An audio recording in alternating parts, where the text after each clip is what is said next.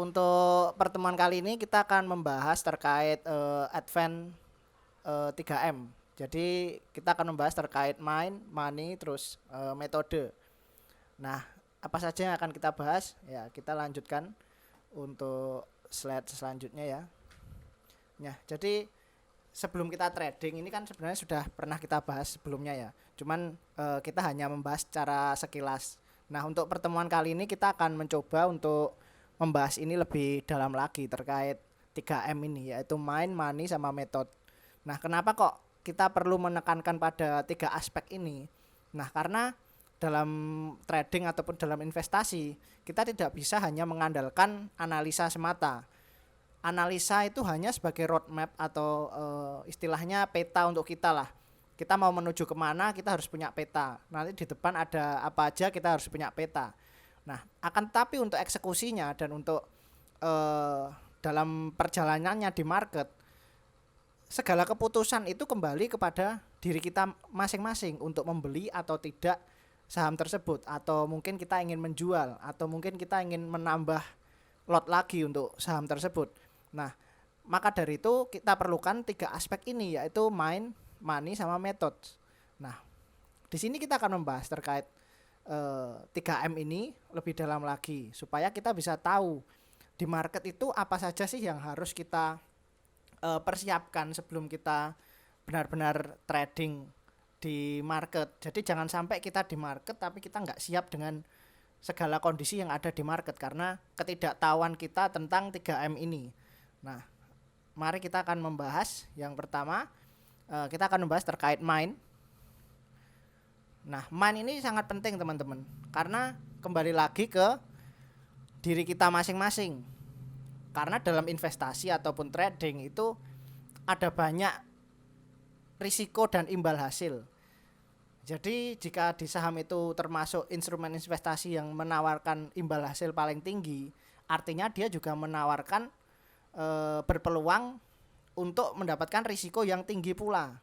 Nah, maka dari itu kita harus menentukan apa tujuan kita membeli saham tersebut.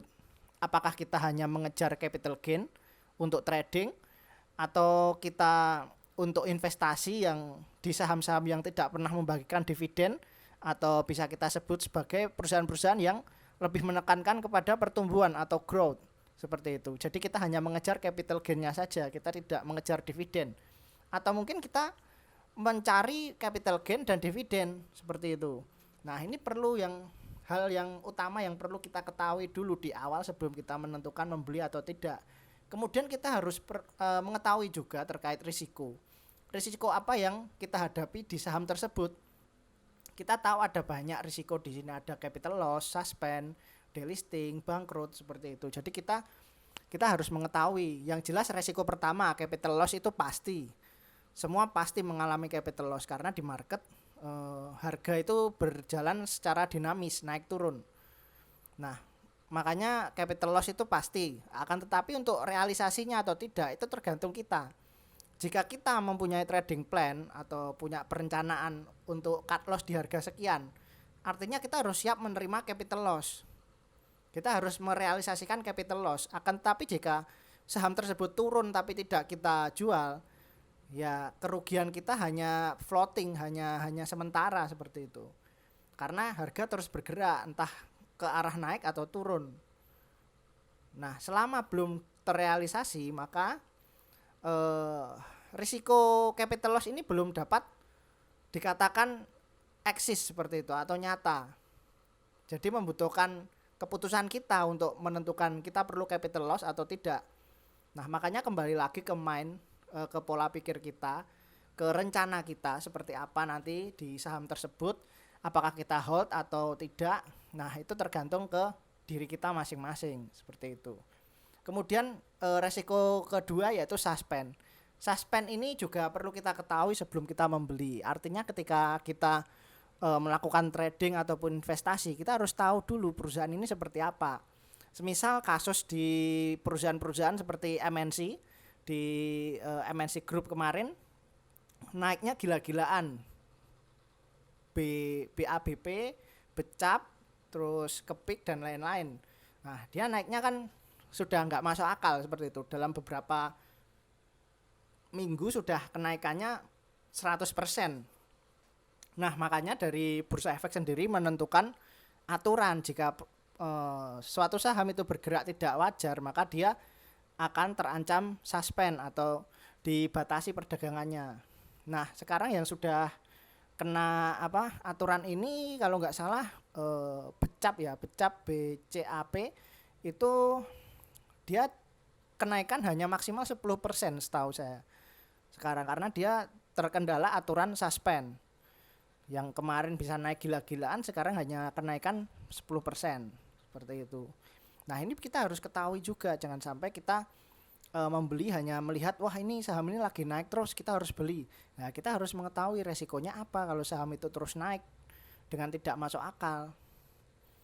Itu kita harus tahu juga resiko tersebut. Ataupun perusahaan-perusahaan yang mengalami ARB berjilid-jilid ya, jadi dia terus turun secara konsisten, ARB menyentuh batas bawahnya, kemudian dia terkena suspend juga sama karena penurunan tidak wajar. Kenapa kok terus turun, kenapa kok nggak ada pergerakan harga naiknya seperti itu, kenapa harus turun terus. Nah, ini kan nggak normal. Nah, itu juga bisa dikenakan suspend. Atau mungkin perusahaan itu belum menyerahkan kewajibannya, semisal laporan keuangan dan lain-lain ataupun audit dari akuntan publik.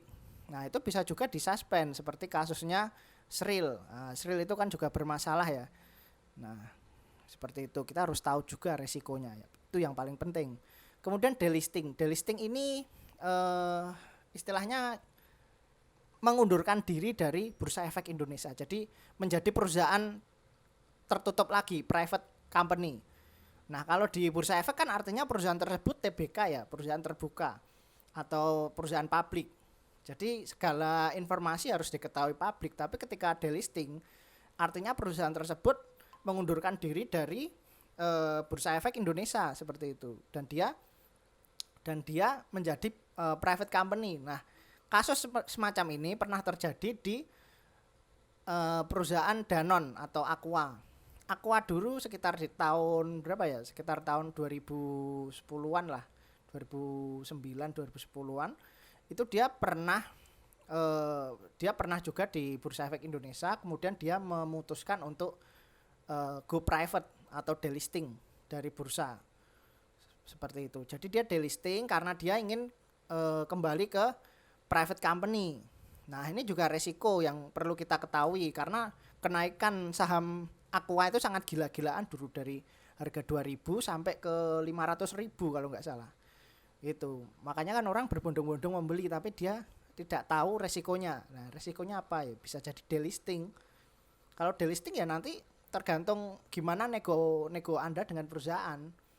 Apakah perusahaan akan mengganti senilai berapa untuk saham Anda? Nah, itu nanti kan kita juga nggak tahu. Nah, itu kita harus perlu mengetahui juga. Terus kemudian delisting karena kasus juga bisa. Jadi perusahaan tersebut bermasalah kemudian dikeluarkan oleh Bursa Efek, itu juga bisa. Nah, kemudian resiko selanjutnya ada bangkrut.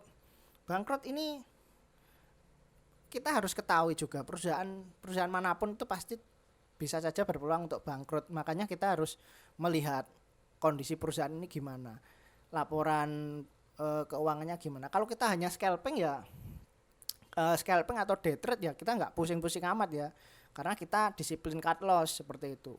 Jadi kita trading, yang penting kita memanfaatkan kenaikan sesaat ya udah. Tapi kalau kita swing trade atau mungkin investasi, jangan sampai kita berinvestasi di perusahaan yang jelek, perusahaan yang nggak punya prospek. Nah, itu sangat beresiko. Makanya kita perbaiki main kita seperti apa. Nah, semisal saya kemarin kasus di Antam saya beli di 2.300-an, kemudian saya average di 2.000-an saya average. Nah, kemudian Antam sempat turun menyentuh area cut loss yang menurut saya krusial di angka 1.900. Nah, tapi saya tidak melakukan cut loss. Karena apa? Karena saya tahu bahwa penurunan Antam itu terjadi karena Antam mengalami kerugian selisih jual beli seperti itu. Jadi yang dia jual itu mengalami kerugian karena dia biaya produksinya lebih mahal dari harga yang dia jual di pasaran pada waktu itu, pasaran emas pada waktu itu, seperti itu. Nah, saya nggak melakukan cut loss karena apa? Saya tahu Antam ini perusahaannya bagus. Dia juga pernah punya riwayat turun sampai ke 300, kemudian rebound lagi ke area 2000-an. Jadi bisa saya katakan Antam ini bagus. Dan dia kemungkinan untuk bangkrut sangat kecil ya karena BUMN dan menurut saya untuk laporan keuangannya termasuk sehat dibanding BUMN konstruksi seperti itu. Kalau konstruksi kan sudah gila-gilaan ya hutangnya. Nah, itu sangat bahaya. Makanya saya di rekomendasi saya kan jarang untuk mencantumkan perusahaan-perusahaan BUMN karya kan sangat jarang sekali kan. Dulu kita pernah merekomendasikan WSKT kalau nggak salah. Tapi setelah itu setelah kena stop loss ya udah kita nggak rekomendasi lagi karena kita lihat memang laporan perusahaannya jelek, terus kemudian juga nggak ada momentum untuk kenaikan perusahaan tersebut. Jadi kalau kita untuk swing sangat resiko, makanya saya menghindari perusahaan seperti itu. Oke, untuk yang main pertama kita sudah selesai ya membahas terkait return sama risk. Kemudian kita lanjut di slide selanjutnya bahwa dari main ini yang perlu kita pahami dan sesuaikan dengan style dari kita adalah yang pertama, kalau Bapak Ibu ini scalping, jadi yang perlu diketahui scalping ini jangka waktunya sangat singkat. Jadi kita hanya jual beli hitungannya detik, 1 detik atau bahkan mungkin sebelum penutupan market hari itu kita harus bersih portofolio, kita harus bersih, kita nggak boleh menginapkan portofolio. Jadi rugi ataupun untung kita harus jual hari itu juga. Jam itu juga harus kita jual. Kemudian yang perlu kita ketahui dari scalping, kita jangan sampai tamak. Jadi kita nggak boleh dalam scalping itu kita tamak. Misal kita udah untung 6%, kita berharap untung 20% lah, itu tamak. Atau kita berharap arah hari itu lah, itu termasuk tamak. Kita harus menyadari bahwa batasan keuntungan wajar dari scalping itu ada di kisaran 1-5% floating profit. Kemudian yang paling bagus itu seperti apa ya? 1-5% floating profit kita langsung realisasikan atau kita bungkus, istilahnya cuan bungkus. Nah, seperti itu. Nah, jika naik lebih dari 5%, anggap saja itu bonus untuk kita, seperti itu. Misal kita niat scalping ya hari itu, terus kita beli, loh harganya kok naiknya tinggi sampai arah, nah itu anggap saja bonus. Tapi jangan sampai kita lupa dengan trading plan kita bahwa hari itu kita scalping. Jadi hari itu juga kita harus membersihkan portofolio, kita jual di harga berapapun. Misal dia arah ya kita langsung jual aja arah, karena kan nggak mungkin kita nunggu besok hari ini mau arah lebih tinggi lagi, kan nggak mungkin. Batasannya kan arah ada yang 34%, ada yang 25%, seperti itu. Nah kalau udah arah ya udah jual aja karena itu harga tertinggi untuk saham tersebut pada hari itu. Ya anggap saja itu rezeki kita hari itu, sudah kita jual aja. Kita nggak usah mikir besok masih naik lagi apa enggak usah mikir. Kecuali kalau Bapak Ibu ini tujuannya untuk ini ya, untuk swing atau untuk day trade lah, mungkin itu lain lagi strateginya. Tapi kita harus tahu strategi awal kita apa, jangan sampai kita berubah-ubah. Nah ini kebanyakan dari trader-trader pemula itu kebanyakan di sini. Misal mereka beli saham niatnya untuk trading, saham itu fundamentalnya jelek, cuman dia niatnya untuk trading, kemudian nyangkut, akhirnya jadi investor. Nah ini kan nggak sesuai nggak sesuai rencana awal kita, seperti itu. Jadi kita harus menyesuaikan. Kalau memang kita niat trading, terus kemudian kalau nyangkut kita simpan, ya kita dari awal harus trading di perusahaan yang memang bagus fundamentalnya, kondisi perusahaannya sehat, seperti itu, bisnisnya jelas. Nah, jadi kita harus pilih-pilih kalau trading itu, jangan asal kelihatan wah ini naiknya arah gini kita ikut beli, kemudian nyangkut simpen berharap naik, ya jangan berharap seperti itu. Jadi kita harus punya rencana. Nah kemudian untuk scalping ini cocok buat full time trader, kemudian mahasiswa, mungkin mahasiswa yang ini banyak waktu luang, kemudian profesional trader, kemudian ada juga yang lupa saya tambahkan ibu-ibu atau mama ini juga banyak sekarang yang scalping dan sukses. Karena apa? Karena ya memang mama ini di rumah kan banyak nganggurnya ya, daripada nganggur mereka seneng untuk scalping seperti itu. Jadi ya mengisi waktu luang. Karena scalping ini memang butuh konsentrasi tinggi. Nah, kalau kita pekerja atau mungkin Bapak Ibu ini ada yang pekerja, nah kita jangan sampai scalping, karena itu nanti akan memecah fokus kita, karena scalping ini butuh fokus yang tinggi. Jadi kita harus memperhatikan ini ya kondisi market. Jadi pergerakan kita harus cepat, tangan, jari, mata itu harus cepat untuk mengambil keputusan. Kita nggak bisa disambi-sambi pekerjaan yang lain. Kalau sampai kita tinggal, mungkin kita detik ini arah ya, menit sekarang arah. Terus kemudian saya tinggal dulu ke kamar mandi. Kita nggak tahu menit selanjutnya ini masih arah apa enggak, atau bisa jadi ARB, kan kita nggak tahu. Makanya pentingnya scalping, kita harus menjaga betul-betul posisi kita.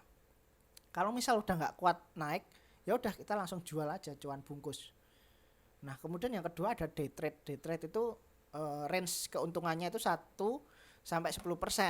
Kemudian jangka waktunya singkat untuk trading itu. Jadi antara 1 sampai 7 hari untuk hold. Kemudian perputaran uang itu cepat. Nah, misal Bapak Ibu beli saham A, hari ini ARA. Niatnya kan day trade. Kemudian disimpan besok, jual besok nggak apa-apa, itu day trade karena rencana awal day trade.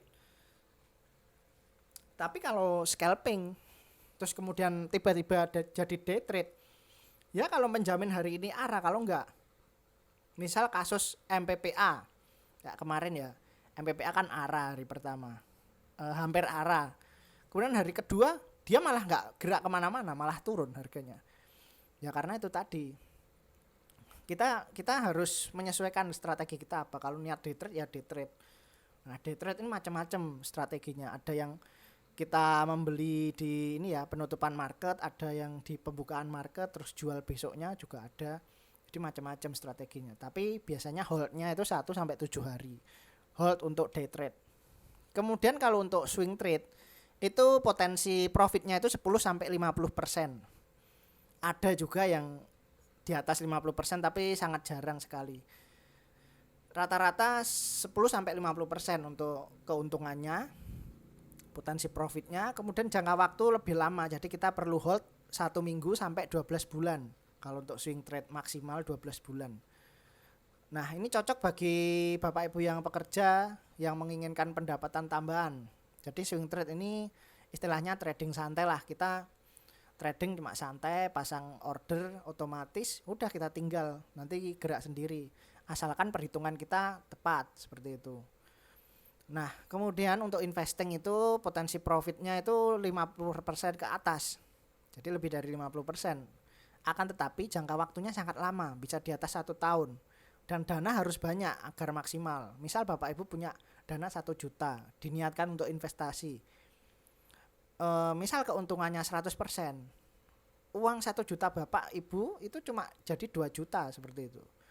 Nah, kalau dana Bapak Ibu sedikit kan ini ya sangat-sangat sayang gitu, sayang. Jadi harusnya uang ini perputarannya bisa lebih cepat, akan tetapi kalau kita investasikan kan jadi lama. Nah, investasi ini untuk investing ini sangat cocok untuk mereka yang punya dana banyak atau dananya di atas 100 juta dan untuk keamanan aset. Jadi tujuannya investing ini kalau Bapak Ibu sudah sukses di swing trade atau Bapak Ibu mungkin belum pernah swing trade tapi punya dana banyak, nah itu bisa dialihkan ke investing. Itu lebih apa ya, menurut kami lebih efisien seperti itu, karena potensi risiko kerugian itu tidak terlalu besar karena kita tidak memikirkan pergerakan harga harian. Nah, karena yang kita lihat, yang kita fokuskan hanya di kinerja perusahaan. Jadi kita memang benar-benar niat sebagai investor sejak awal, karena tujuannya return dari investasi ini lebih tinggi dari deposito atau suku bunga, kan harapannya seperti itu dari investasi itu. Tapi pada kenyataannya investasi memang menawarkan peluang yang besar kalau dana Bapak Ibu besar. Tapi kalau dana Bapak Ibu kecil ya jangan berharap seperti itu, karena investasi ya butuh waktu lama. Kalau kita investor retail kan butuh perputaran uang cepat ya, asalkan kita cepat trading terus cepat untung kita putar lagi, kan seperti itu mindsetnya. Nah kemudian yang perlu kita garis bawahi, market adalah benar. Apa yang terjadi di market adalah cerminan dari respon pasar. Artinya jangan berekspektasi melebihi pasar dan jangan terlalu pesimis terhadap pasar. Jadi tetap objektif dalam mengambil keputusan, itu adalah kunci. Nah ini yang paling penting, karena kebanyakan dari kita itu justru terlalu berekspektasi terlalu tinggi. Nah terhadap market, misal kita lihat wah ini market ini masih kuat naik, saya hold, akhirnya kan koreksi. Nah itu nanti bingung lagi karena nggak punya plan. Seperti kasus kemarin Antam, terus kemudian ini batu bara kan, seperti itu koreksi kan ya, walaupun dia masih berpotensi naik tapi dia koreksi dulu. Kalau kita terlalu berekspektasi ini harus naik terus gak ada koreksi, ya kita nggak bisa, karena market ini punya respon sendiri. Apa yang terjadi di cerminan harga yaitu respon market, yaitu benar. Yang benar itu bukan asumsi kita. Nah, ini kita perlu menggarisbawahi, karena kebanyakan dari kita berekspektasi terlalu tinggi, akhirnya kita kurang objektif dalam mengambil keputusan. Misal kita suka saham A, ya udah kita fanatik saham A terus. Nah, padahal di market ada 700 emiten. Nah, kenapa kok kita hanya fanatik pada satu saham? Misal kebanyakan orang kan fanatik BCA. Wah, BCA, holder garis keras BCA. Nah, padahal Anda hold 1 tahun ya nggak naik-naik, nggak kemana-mana harganya. Nah, gitu, mungkin naik cuma 10%. Nah, coba kalau Bapak Ibu hold saham-saham lain yang berpotensi, bisa naik ratusan persen. Selama 1 tahun kemarin aja udah banyak perusahaan yang naik gila-gilaan, ratusan bahkan ribuan persen. Misal kayak BBHI, BBYB dan lain-lain, itu kenaikannya sangat fantastis. Jadi yang perlu kita garis bawahi, apa yang jadi cerminan harga di market itu adalah respon pasar. Jadi itu yang benar, bukan ekspektasi kita. Jadi kita jangan terlalu fanatik dengan suatu saham, seperti itu. Nah kemudian kita lanjut ke metode. Nah yang perlu kita ketahui, kita harus tahu dulu metode. Sebelum kita tahu metode, kita harus tahu mekanisme perdagangan saham itu seperti apa. Nah kita harus tahu jam pasar reguler itu jam berapa, kemudian pra pembukaan, pra penutupan, pasca penutupan. Nah di sini kan ada aturan-aturan main dari bursa efek. Nah ini nanti bisa jadi metode kita untuk strategi membeli. Bisa jadi kita beli waktu penutupan sesi 2 di jam 14.49 59 detik. Nah itu kan bisa juga kita beli waktu itu, kita sesuaikan ini nanti kalau harga segini saya beli langsung. Nah itu kan suatu metode juga. Atau mungkin kita biarkan hold sampai market tutup, kemudian kita lihat respon pasar seperti apa, harga pergerakannya turun lagi atau naik lagi. Kalau naik lagi kita hold, kalau turun lagi kita jual langsung waktu penutupan. Jadi penutupan pasar itu masih bisa melakukan jual beli. Di pra penutupan itu kita masih bisa melakukan jual beli, tapi jual belinya terbatas di bid sama offer terbaik atau tertinggi. Jadi kita nggak bisa antri, itu nggak bisa. Kita hanya bisa menjual bid atau membeli offer, seperti itu. Kemudian untuk pasca penutupan, nah ini nanti kadang masih bisa order juga, tapi biasanya yang order itu pasar nego, seperti itu. Nah kita juga perlu melihat, sebelum kita menentukan metode, kita perlu juga tahu satuan fraksi harga itu seperti apa dan besarannya berapa, seperti itu.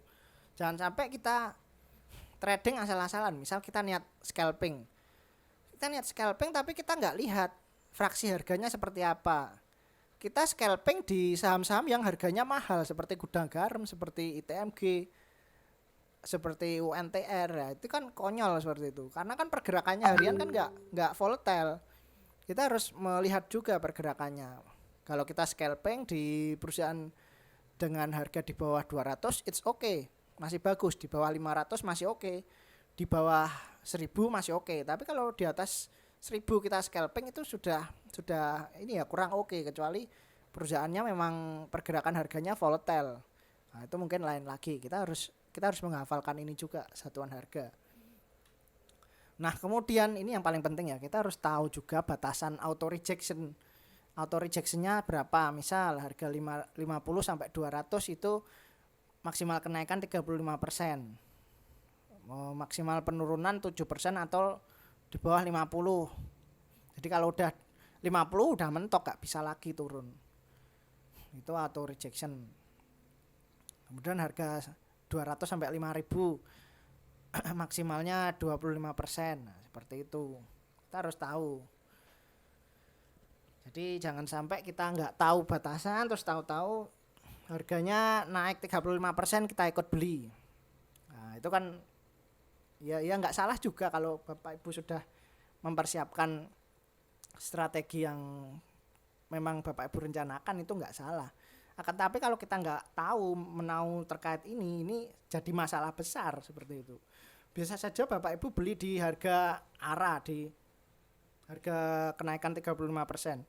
Kemudian berapa menit kemudian harganya ambles sampai ARB. Berarti Bapak Ibu mengalami kerugian pada hari itu sebesar 42%. Nah, ini kan sangat berbahaya. Makanya kita harus harus benar-benar tahu, kita harus menyesuaikan, harus tahu aturan main di bursa efek seperti apa. Itu yang penting. Jangan sampai kita cuma asal trading, kita cuma lihat wah ini saham ini bagus, saya beli gitu. Nggak taunya boncos, tahu-tahu rugi banyak. Nah, ini kebanyakan kasus seperti ini. Tuh, kita harus mengantisipasi lah, kita harus tahu aturan main seperti apa di bursa efek itu. Nah, kemudian biaya transaksi. Kita juga perlu hitung juga biaya transaksi. Ini untuk biaya transaksi di BI ya. Nah, kalau kita di sekuritas itu sudah include biaya ini juga. Jadi biaya di sekuritas kalau di RHB itu untuk fee beli 0,15, fee jualnya 0,25. Itu sudah include apa? Harga biayanya di KPI KCI itu. Nah, kita harus menghitung. Jangan sampai kita scalping, kita cuma untung berapa ya? 0,3%, kemudian kita jual. Nah, kita beli jual itu sudah fee-nya 0,40%.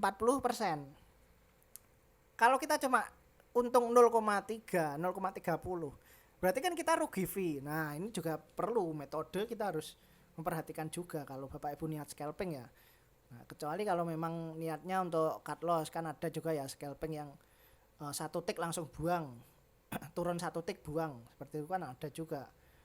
Nah, ini kita harus mengetahui juga di situ, jangan sampai kita trading terus asal-asalan. Misal trading di harga saham yang 500-an, masih naik 1-2 tick udah dijual, padahal kan satu ticknya itu masih berapa persen, atau mungkin harganya di atas 1.000, itu naik satu tick udah dijual. Satu tick itu berapa persen? Apakah sudah bisa menutup apa namanya biaya fee? Nah, itu perlu kita perhitungkan juga sebagai metode kita. Nah, kemudian kita juga perlu mengetahui indeks saham. Indeks sahamnya ada banyak sekali di sini. Kita bisa lihat juga dari indeks non sektoral, kemudian indeks sektoral itu juga bisa kita gunakan sebagai metode. Kenapa kok kita gunakan indeks? Karena kalau sektoral, misal money flow itu arahnya ke sektor pertambangan atau mining. Ya udah, kita transaksi di mining aja, itu suatu metode juga. Jangan sampai ini yang lagi rame mining kita malah transaksi di basic industri seperti itu. Padahal basic industri ini tertekan karena naiknya harga komoditas, sehingga dia terjadi peningkatan cost produksi. Nah, ini jangan sampai seperti itu. Kita harus tahu kemana arah market itu. Marketnya bergerak ke sini ya kita ikut ke sini. Marketnya bergerak ke sana kita ikut ke sana. Nah, itu salah satu metode yang perlu kita ketahui juga. Kemudian metode ideal untuk scalping. Pertama kita cari saham yang ramai pada hari itu. Jadi saham ramai itu parameternya dari volume. Misal volumenya tinggi ya berarti saham itu ramai. Itu cocok untuk kita perdagangkan untuk scalping. Kemudian kalau untuk jual beli, jual harus di bid, beli harus di offer. Scalping itu nggak boleh antri. Anda beli, Anda harus jual di bid. Jangan sampai Anda jemur, istilahnya jemur. Jemur itu antri di offer, yaitu jemur. Jangan sampai.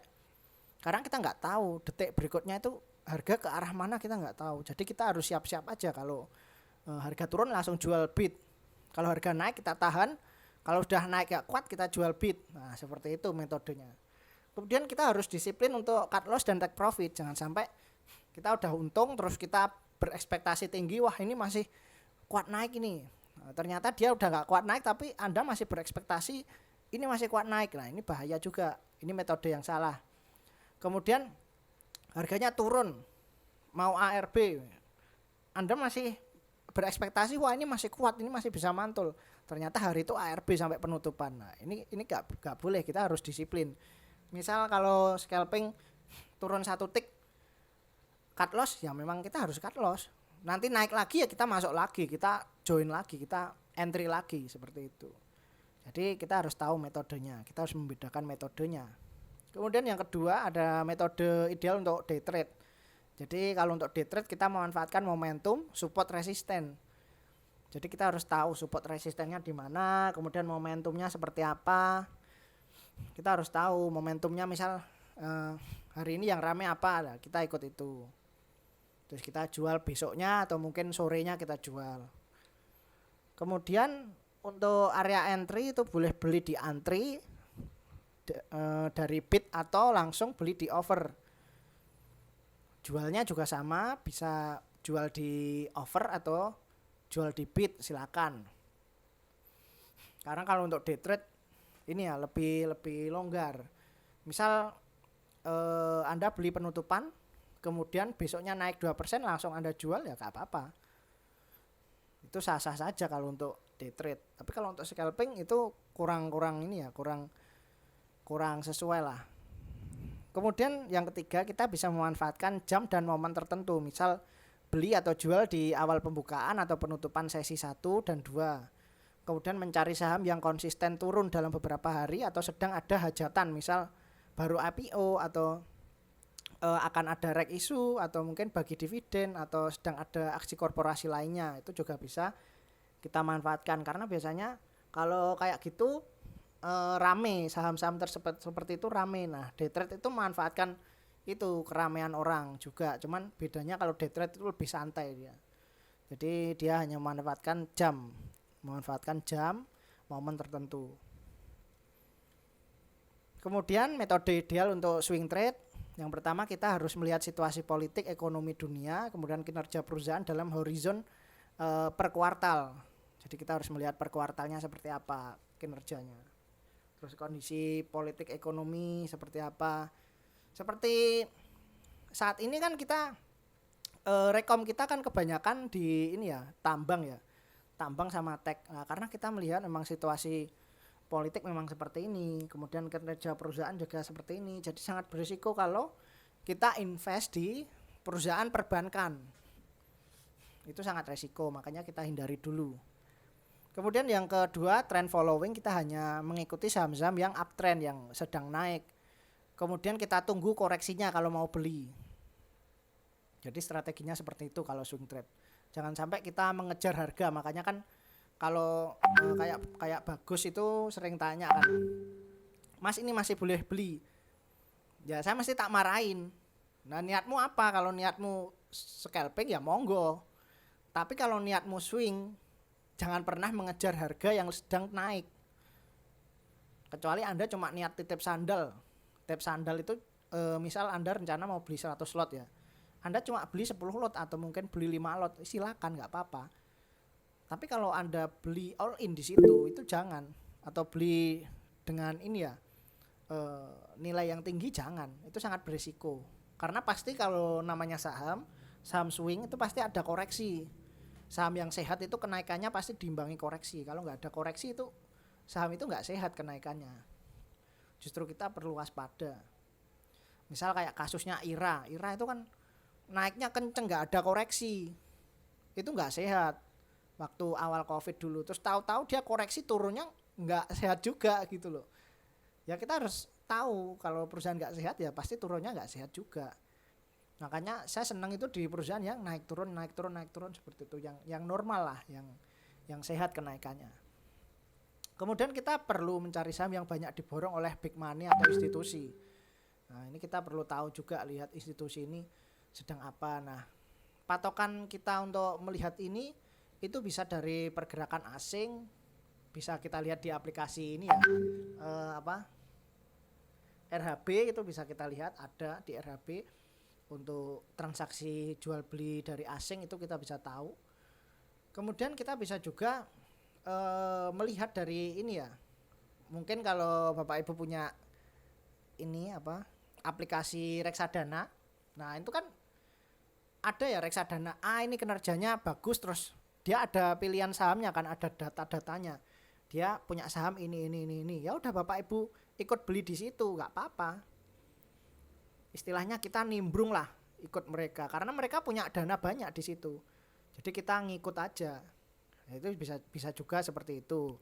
Kalau saya pribadi biasanya ngekor di fund manager luar seperti JP Morgan seperti itu, atau mungkin perusahaannya ini ya Warren Buffett seperti itu. Warren Buffett sedang invest di mana, atau mungkin ada perusahaan besar lain yang invest di perusahaan-perusahaan kita, misal Tencent invest di Bevin, terus invest di Arto, Goto invest di Arto, invest di mana lagi, Toba. Nah itu seperti itu kita kejar, kita tahu oh ini beritanya ini, kita ikut masuk. Itu salah satu strategi untuk swing trade. Kemudian yang keempat itu selanjutnya itu ada beli sesuai area beli. Jadi kalau saya tentukan kan di rekom itu ada area beli ya, area cicil beli.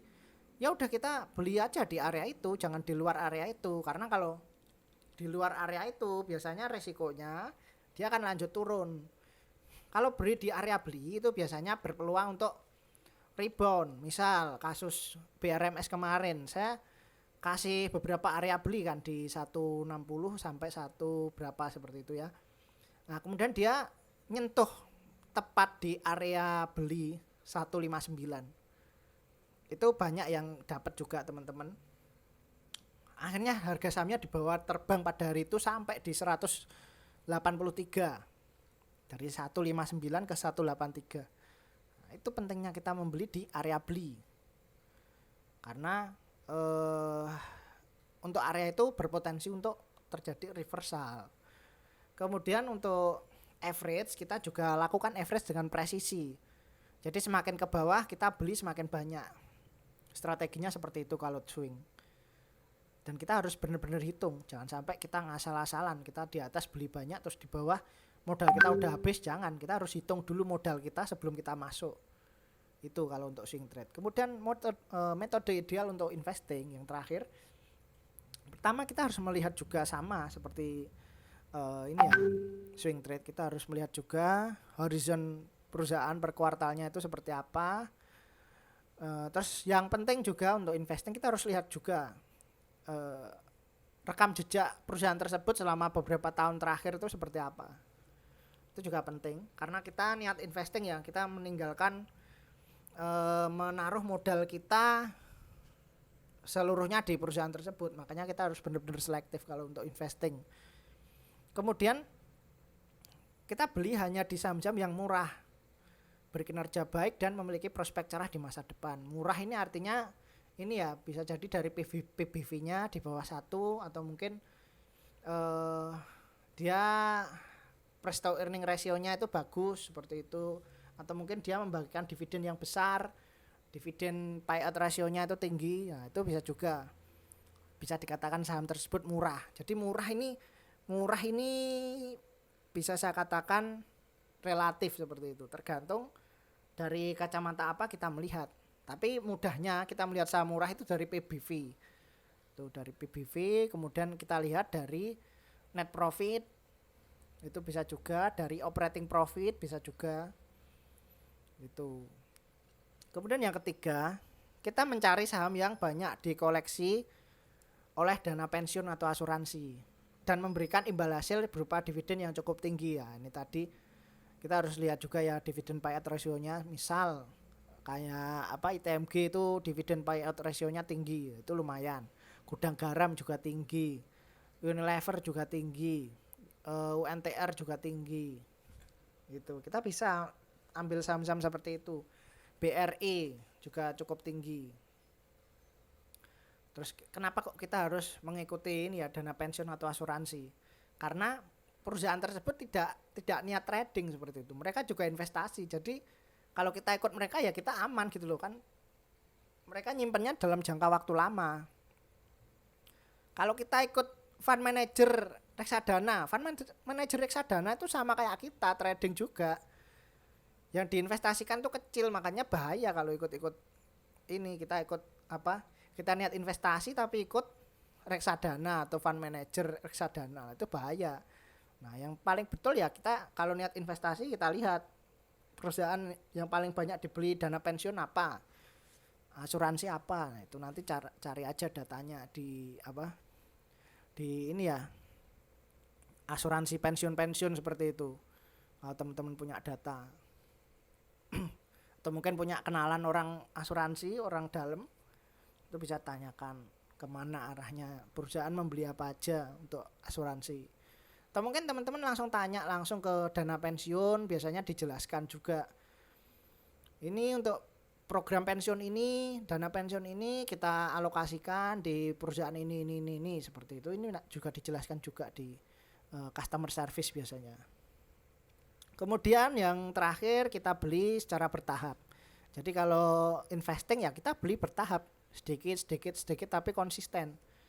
Jangan sampai kita langsung beli besar. Nah, kita nggak tahu. Istilahnya nafas kita masih panjang. Kita lari maraton. Kita bukan lari sprint. Jadi kita harus menjaga nafas. Nafas kita apa? Nafas kita ya modal kita gitu loh. Kalau kita nggak punya modal, kita waktu harganya turun terus kita nggak bisa beli.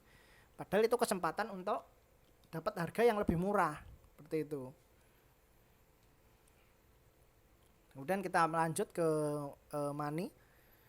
Nah, untuk money jika yang perlu kita perhatikan pertama, jika modal kita kecil artinya lebih mudah untuk keluar atau masuk. Jadi kita lebih lincah di market untuk TP atau mungkin SL. Namun jika modal besar untuk beli dan jual itu agak sulit dan butuh waktu panjang. Misal dana Bapak Ibu 1 miliar. Kemudian Bapak Ibu masuk di perusahaan dengan market cap 3 miliar. Nah, itu kesulitan pasti keluarnya. Antriannya cuma 1.000, 2.000, harganya di bawah 1.000. Pasti kesulitan keluarnya. Makanya nggak bisa langsung keluar. Kalau sudah langsung masuk besar nggak bisa langsung keluar. Perlu waktu, butuh waktu yang agak panjang, mungkin 1 minggu, 1 bulan, 3 bulan, nggak bisa langsung. Jadi strateginya kalau punya modal besar ya jual perlahan ke market, jual sedikit seperti itu. Kalau langsung banyak pasti harganya drop, ARB berjilid-jilid. Misal kayak kasus Bumi kemarin di 80 langsung drop karena ya itu tadi dijual semua sahamnya. Ada berapa juta gitu, berapa juta lot dijual langsung. Nah, itu langsung drop karena market nggak bisa menahan ini ya, laju harganya. Karena sahamnya banyak tapi yang beli sedikit. Itu. Kemudian selanjutnya, semakin besar modal, maka semakin besar keuntungan. Modal besar sama dengan untung besar. Kalau ekspektasi kita yang besar, modalnya kecil, itu namanya halu.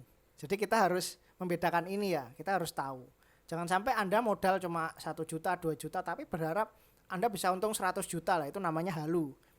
Jadi kita kembalikan lagi ke rasionalitas berpikir kita. Kalau kita ingin untung besar ya, kita tingkatkan modal kita. Misal modal Bapak Ibu awalnya 2 juta, terus ditingkatkan lagi jadi 10 juta. Bapak Ibu untung 10% dapat 1 juta. Bapak Ibu untung 10% dapat 1 juta. Kalau modalnya 10 juta, tapi kalau modal Bapak Ibu cuma 1 juta, Bapak Ibu berharap untung 1 juta, ya Bapak Ibu harus return 100% gitu loh. Nah, makanya kalau kita ingin untung besar ya modalnya dibesarkan, jangan ekspektasinya yang dibesarkan, itu namanya halu. Nah, kemudian yang ketiga, kita gunakan uang yang dingin ya, atau uang yang tidak terpakai, atau bukan uang hutang agar tidak mengganggu psikologi. Nah, kebanyakan dari kita itu berekspektasi tinggi, wah saya kalau mau untung besar ya berarti saya hutang bank aja besar. Ya Bapak hutang bank, Bapak kena bunga kan per tahunnya, dihitung aja dikalikan per harinya berapa bunga Bapak. Artinya Bapak dalam 1 hari harus mendapatkan keuntungan di atas bunga bank. Kalau Bapak niat ini ya, niat trading dengan uang hutangan bank, kita perlu tahu juga itu. Tapi kalau kita pakai uang dingin ya kita nggak akan berpikir seperti itu, karena kan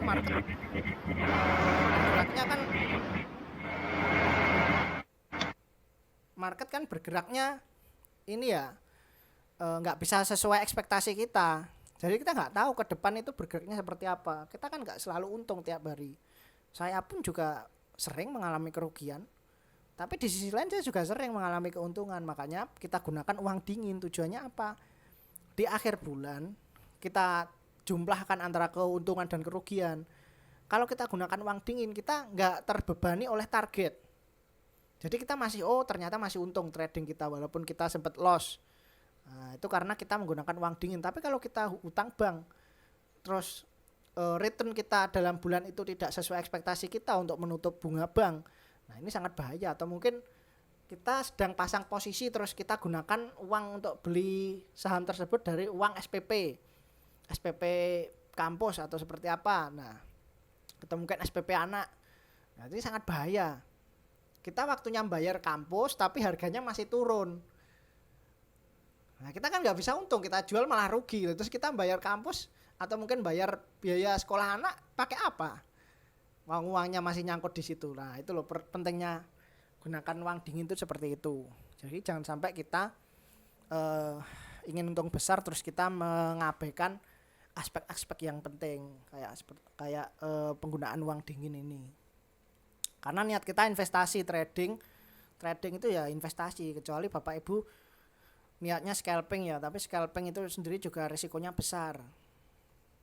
Scalping itu rugi 20% wajar. Ya, scalping itu rugi 20% wajar. Tapi kalau swing trade rugi 20% enggak wajar.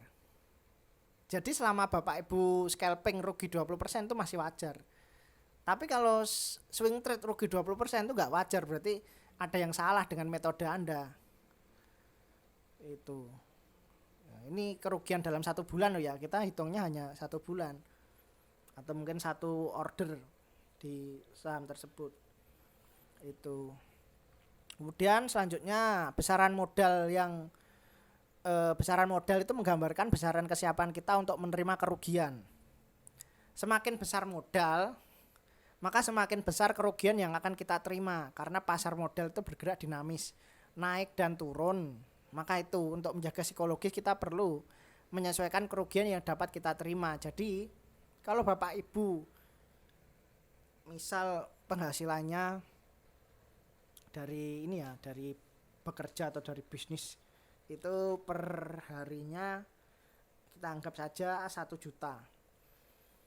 Kalau Bapak Ibu pada hari itu rugi 10 juta dengan asumsi modal Bapak 1 miliar untuk trading, kemudian Bapak rugi 1%, 1 miliar dari trading 1% itu kan berapa ya nilainya? 10 juta.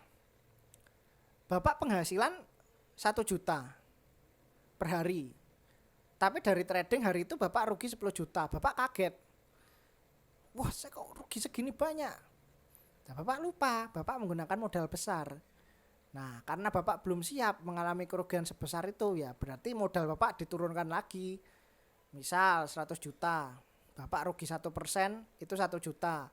Bapak masih belum terima, wah ini masih terlalu banyak, turunkan lagi 10 juta. 10 juta rugi 1%, 100 ribu. Nah, Bapak masih bisa menerima. Ya udah sesuaikan aja dengan ini besaran kerugian yang bisa Bapak terima. Karena kita ini niatnya dagang ya, kalau untuk investasi untuk trading kita niat dagang. Jadi sesuaikan aja dengan style kita, dengan kemampuan kita. Jangan kita maksa. Kita nggak siap rugi 10 juta tapi kita masukkan modal 1 miliar. Turun 1% aja udah 10 juta itu. Jadi kita sesuaikan dengan profil resiko kita. Kemudian pasar modal adalah tempat kita membeli kepemilikan perusahaan. Maka di pasar modal selayaknya kita berbisnis. Harus ada manajemen risiko berupa cut loss, jual rugi untuk batasi kerugian lebih dalam lagi, atau average down agar dapat menurunkan harga rata-rata dari pembelian kita. Nah, ini penting sekali ya. Jadi kita harus punya manajemen risiko. Jangan sampai kita trading atau investasi tapi gak punya manajemen risiko. Jangan dikira investasi nggak ada cut loss. Investasi itu juga ada cut loss. Bapak hold 5 tahun. Misal perusahaan itu kinerjanya buruk dan uang Bapak itu masih belum bertumbuh atau bahkan rugi. Ya Bapak cut loss, jual rugi. Banyak itu terjadi di investor-investor besar. Investor institusi seperti itu sering terjadi. Jadi jangan dikira Anda investasi terus Anda nggak pernah cut loss. Investasi itu juga ada cut lossnya. Ini yang salah di mindsetnya ini ya, investor kita itu seperti itu. Nah, cut lossnya investor itu seperti apa? Cut lossnya investor kalau perusahaan itu sudah nggak sehat. Misal kayak Sril itu udah nggak sehat. Investor besar pasti out. Makanya kan harganya turun terus kan, turun tajam sebelum dia di suspend. Itu karena ada investor besar yang menjual. Kalau cuma investor retail ya mungkin ditahan sama investor besar masih penurunannya nggak tajam lah. Tapi kalau udah keluar exit strategi keluar ya turun terus. Kasus lagi Unilever itu juga sama, kinerjanya buruk, banyak yang keluar di Unilever. Kemudian kasus lagi Buka itu turun dari berapa harganya, dia IPO 850 terus kemudian ARA sampai 1000, turun sekarang jadi berapa, 300 atau 250 atau berapa. Itu juga aset strategi. Kalau cuma retail aja nggak mungkin bisa menurunkan harga segitu banyaknya. Itu yang perlu kita ketahui juga. Kemudian Goto besok seperti apa? Bisa juga Goto mengalami hal yang serupa dengan Buka karena itu tadi sahamnya terlalu besar, walaupun nilainya murah tapi sahamnya terlalu besar. Retail nggak akan pernah bisa menggerakkan harga. Big money juga kalaupun menggerakkan harga akan sulit. Makanya pergerakannya nggak kemana-mana. Saya lihat nanti Goto nggak mungkin. Kalaupun ARA mungkin ARA 1 kali, kemudian nggak mungkin ARA lagi dia. Nah ini yang paling penting ya. Money management terkait scalping. Jadi kalau scalping kita harus tahu batasan kita, jual belinya seperti apa. Normalnya scalping itu kalau fraksi harga 50 sampai 200 itu 2 tick udah dijual. Itu udah untung fee, lebih dari untung fee. Itu normalnya. Kalau lebih ya alhamdulillah hold aja nggak apa-apa, tapi nanti udah nggak kuat naik ya jual. Kalau fraksi harga 200 sampai 400 itu kenaikan minimal 3 tick. Itu kita jual. Naik 2 tick kita jual nggak apa-apa, kita masih untung. Masih untung di atas fee. Kalau lebih ya alhamdulillah. Kalau harga 400 800 4 tick. 800 ke atas 5 tick. Kemudian kita batasi kerugian. Kalau turun 1 sampai 2 tick dari area entry kita langsung jual. Jadi jangan nunggu lagi, kita jangan berekspektasi wah ini nanti masih bisa naik lagi. Ya kalau naik, kalau enggak, kalau hari itu ARB kita malah rugi. Niat kita untung 1-2%, 1-2-3%, kita malah rugi 7%. Nah ini kan konyol gitu loh. Kita harus menyesuaikan trading plan kita. Jadi jangan berekspektasi terlalu tinggi. Kita sesuaikan aja ekspektasi kita sesuai dengan market seperti apa. Kemudian untuk day trade itu money manajemennya yang paling penting kita harus tahu target beli dan jual di support dan resisten itu sekitar 1 sampai 10% untuk profitnya. Nah, ini kita bisa cek di aplikasi RHB Mobile pada menu Arrow. Arrow itu ada nanti support dan resisten yang berjalan sesuai perhitungan sistem robot. Nah, jadi itu biasanya pergerakannya lebih valid karena sudah ada perhitungan matematisnya sesuai dengan pergerakan market real time. Jadi dia support resistennya real time. Jadi gak perlu kita lihat grafik, kita lihat aja aplikasi RHB Mobile, menu Arrow, kita beli aja. Kemudian kita batasi juga kerugian untuk day trade itu maksimal 3-5% maksimal.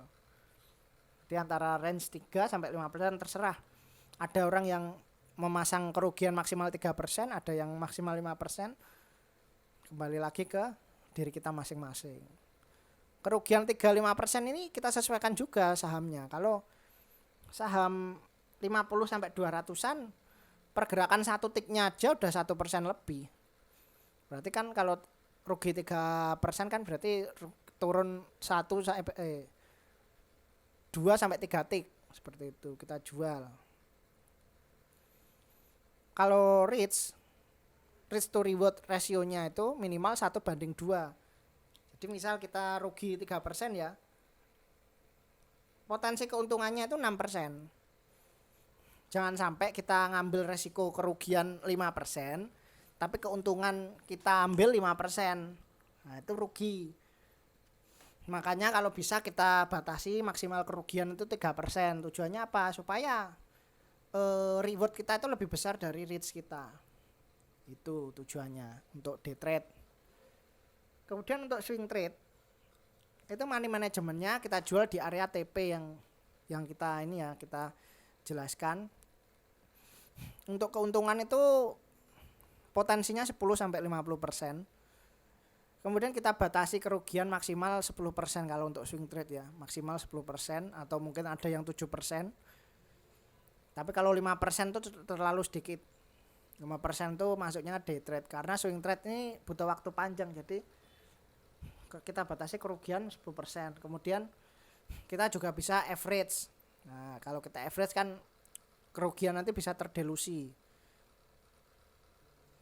Kemudian kalau menyentuh SL juga kita jual, kita batasi.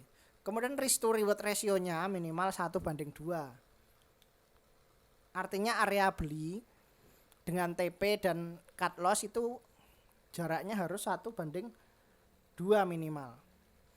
Misal kita beli di harga 1000, kita SL di harga 900, artinya kita rugi 100 kan. Terus kita TP di harga 1200, kita jual di harga 1200, artinya kita untung. Kita rugi 100 tapi kita potensi profit 200. Nah, itu yang disebut 1:2. Seperti itu. Kemudian kita lakukan pembelian sesuai area beli dengan metode DCA atau cicil beli. Jadi kalau kita swing ya kita niatkan untuk cicil beli. Kita belinya di area-area beli seperti itu. Jadi harus mengikuti rules-nya ya. Jangan sampai ngawur. Makanya kalau udah naik tanya, "Mas, ini boleh beli?" Ya tergantung strategimu gimana. Kalau day trade monggo beli aja nggak apa-apa, tapi besok atau 1 minggu ke depan harus jual. Tapi kalau swing, kalau di luar area beli itu sudah nggak sesuai risk to reward rasionya, sudah nggak sesuai itu. Makanya kita hindari, jangan sampai mengejar sesuatu yang naiknya terlalu tinggi. Kecuali kalau niat nitip sandal ya nggak apa-apa nitip sandal, karena kita masih berpeluang untuk average lagi. Kemudian skema cicil beli itu pembelian semakin ke bawah itu semakin besar. Jadi sistemnya kayak piramida ya, kita beli di atas cuma 5% dari porsi kita, semakin turun naik lagi 10%, turun ke bawah 30%, turun ke bawah 60%, nah kayak gitu sistemnya untuk skema cicil belinya atau average-nya. Kenapa kok harus seperti itu? Karena kalau kita average, idealnya kan average kalau harganya mau turun lebih besar, kita harus mengeluarkan modal yang lebih besar dari sebelumnya. Kalau kita di atas beli 1000 lot, terus kita di bawah cuma beli 500 lot, ya average-nya nggak kerasa gitu loh, nggak turun, penurunannya nggak signifikan. Efeknya apa? Kalau terjadi kenaikan dan kenaikan itu nggak bisa menyentuh di atas average kita nggak punya exit strategi, kita akan tetap rugi. Tapi kalau kita mengikuti rules tersebut, kita bisa untung walaupun harga sahamnya nggak bisa bergerak naik lagi loh ya, dia lanjut turun lagi, tapi kita bisa punya exit strategi dan masih untung. Itu pentingnya skema cicil beli sistem piramida itu. Kayak dulu pernah diaplikasikan sama Bagus kan, cicil beli pakai ini metode cicil beli. Nah, di apa saham apa ya dulu lupa saya. Itu dia kan tetap untung. Walaupun turun, dia average lebih besar di bawah. Ketika sudah naik, dia bisa untung maksimal. Gitu. Tapi kalau average-nya nggak semakin besar ke bawah, ketika dia naik nggak bisa menyentuh di atasnya average kita, ya kita rugi gitu loh. Buat apa kita hold lama kalau kita nggak bisa untung? Kan seperti itu. Jadi analisa kita boleh aja salah, tapi trading atau strategi kita untuk masuk di market jangan sampai kalah gitu loh. Kita dagang, kita harus pinter-pinter pakai strategi dagang lah, seperti itu. Kemudian kita juga bisa melakukan strategi untuk jual jika kondisi tidak sesuai harapan. Kayak yang saya sebut tadi, kalau dia turun terus naiknya nggak bisa menyentuh take profit, kita masih bisa untung kalau average kita bener. Walaupun nggak nyentuh take profit, tapi kalau udah di atas average kita kan masih untung. Nah itu kita keluar aja, untung dikit nggak apa-apa, keluar aja daripada kita hold besoknya lanjut turun lagi di bawah harga average kita rugi malahan. Nah mending kan kita yang pasti-pasti aja gitu. Kemudian kita hitung juga modal sebelum menentukan pembelian. Jadi modal kita berapa kita hitung, strategi kita nanti masuk harga berapa kita hitung. Jangan sampai kita nggak menghitung asal beli. Kita punyanya gini wes pokok belanja gak dihitung, tahu-tahu modalnya habis, nggak bisa average lah. Ini kan banyak kasusnya teman-teman yang pemula ini. Makanya kita perlu hitung dulu sebelum kita masuk, kita hitung dulu kita punya modal berapa, maksimal kita beli di area pertama ini berapa, di area kedua berapa, area ketiga berapa. Itu kita harus tahu. Kita harus bagi dulu perhitungannya itu sebelum kita masuk. Itu penting. Kemudian yang terakhir dari swing trade ini, kita bisa melakukan pasang order otomatis di smart order. Panduannya ada di grup, jadi nanti teman-teman cek aja di grup ada panduannya. Nanti pasang untuk smart order. Tujuannya apa? Kalau swing trade kan kita nggak bisa mantau. Bayangkan kalau teman-teman pekerja atau mungkin teman-teman profesional. Nah teman-teman pas kerja terus tahu-tahu sahamnya bergerak menyentuh area beli. Teman-teman kan nggak mantau market, tahu-tahu loh udah ketinggalan. Nah ini yang sering ini gini kan Bagus ini, sering kayak gini, oh udah ketinggalan mas, gimana ini aku nggak ikut beli. Ya kamu nggak pasang order otomatis, nggak pasang di smart order, makanya nggak kena. Kalau saya pasti pasang smart order. Misal saya beli saham A, udah kena ya, udah kena saham A, udah terbeli pakai smart order. Kemudian saya langsung pasang aja order smart order, pasang di harga TP sama di harga SL. Tujuannya apa? Ketika menyentuh SL, harga langsung terjual tanpa menunggu perintah kita, jadi otomatis. Kalau kita nggak pasang SL, tahu-tahu loh kita buka market loh kok kena SL tapi nggak kejual, ya jangan salahkan market gitu loh. Karena kan kita nggak mantau market, kita nggak pasang order. Tapi kalau pasang smart order kita aman, kita tinggal aktivitas ya kita aman. Kena SL ya aman, masih aman.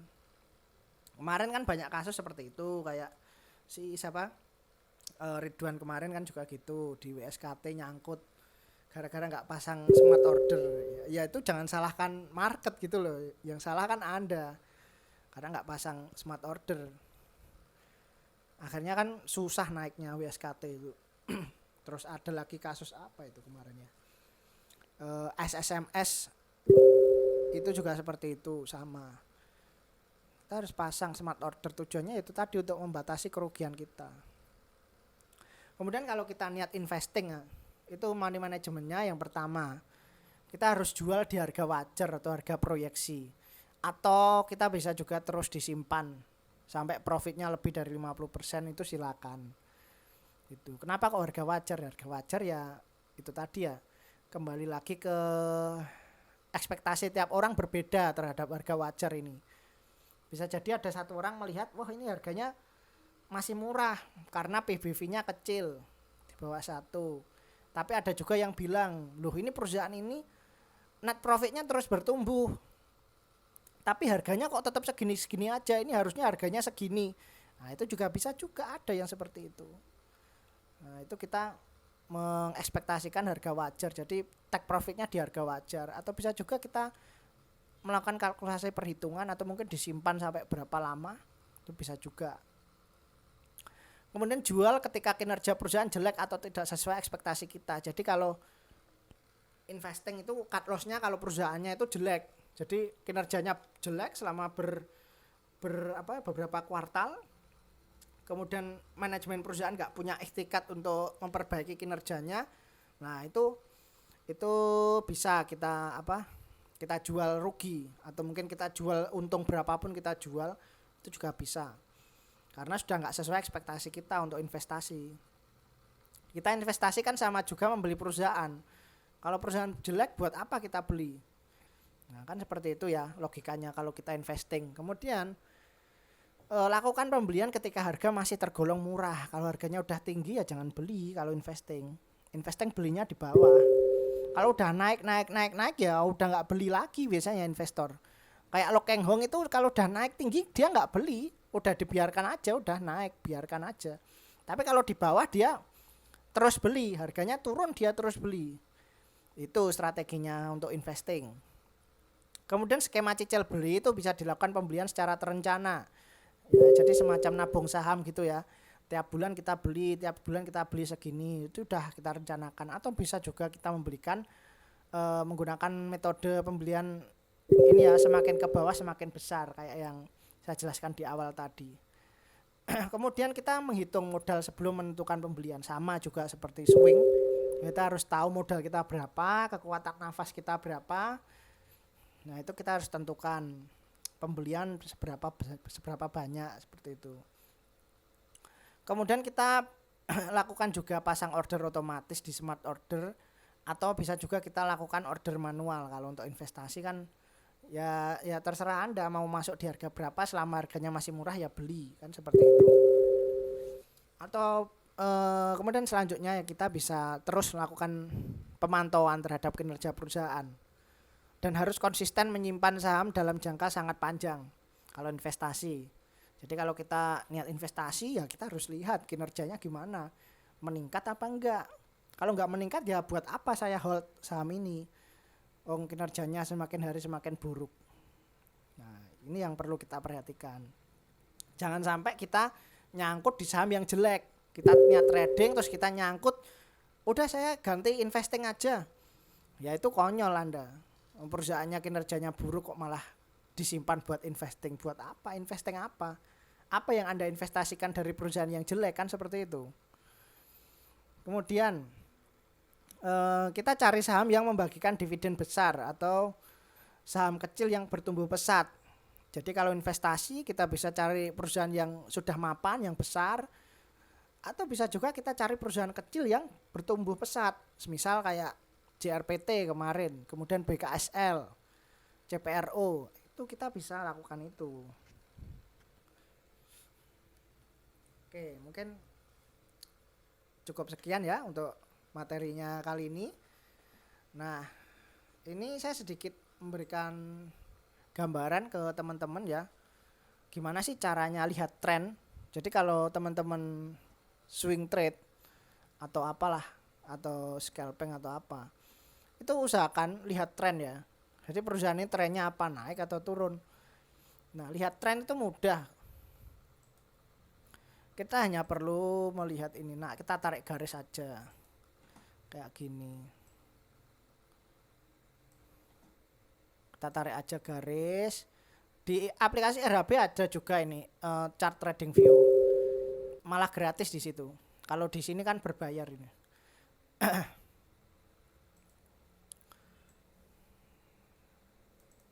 Nah, kita tarik. Nah, kalau ini masih trennya masih uptrend, masih naik. Tapi saya proyeksikan dia masih lanjut penurunan dulu. Makanya saya menghindari saham perbankan kan, walaupun inflow-nya gede. Inflow gede itu belum tentu menandakan dia akan naik. Bisa jadi dia menandakan ingin menguasai saham tersebut, ingin menjadi sopir di saham tersebut. Makanya dia beli banyak. Kemudian dia turunkan ke bawah. Kemudian dia beli lagi di bawah. Nah, itu strategi. Jadi jangan terkecoh. Teman-teman kan banyak lihat, "Oh, ini asingnya beli banyak ini, saya ikut beli." Ya itu bodoh-bodohannya kayak gitu, bodoh-bodohannya analisa kayak gitu. Tapi kalau kita lihat, kita harus lihat perusahaan ini arahnya kemana, kondisi geopolitik ini seperti apa. Kita harus tahu, jangan sampai kita terlena. Nah, itu yang disebut short sell.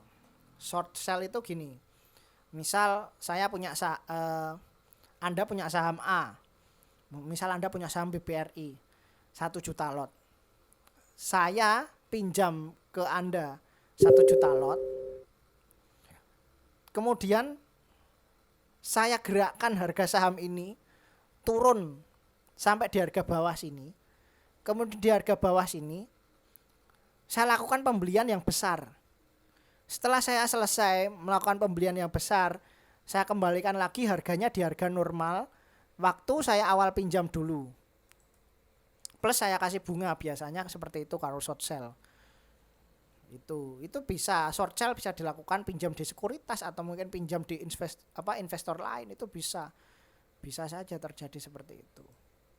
Walaupun di Indonesia ini ya short sell itu masih belum familiar. Tapi banyak pelaku pasar yang melakukan manuver seperti itu untuk mendapatkan saham. Itu untuk melihat tren seperti ini. Terus kalau scalping, mau cari perusahaan yang untuk scalping, ya cari yang ini ya, yang volumenya besar. Nah, kalau kita cari volumenya, ini kan volumenya besar, nah ini pasti dia naik, kemungkinan besar naik. Jangan sampai kita beli di perusahaan yang volumenya kecil kayak ini, volume kecil, kan turun setelah itu, karena perdagangannya sepi gitu loh. Buat apa kita scalping di perusahaan yang sepi kayak gitu? Ini yang kemarin rame itu MPPA. Kalau kita scalping kan menit ya, hitungan menit ya. Nah ini kan volumenya besar kan kemarin. Nah ini makanya dia rame perdagangannya. Kalau volumenya nggak besar ya nggak bisa rame. Coba lihat ini, kalau volumenya kecil kan turun terus ini. Nah nggak ada orang dagang, siapa yang dagang? Kan seperti itu. Nah kalau kita scalping kan kita lihat 1 menit chartnya seperti apa.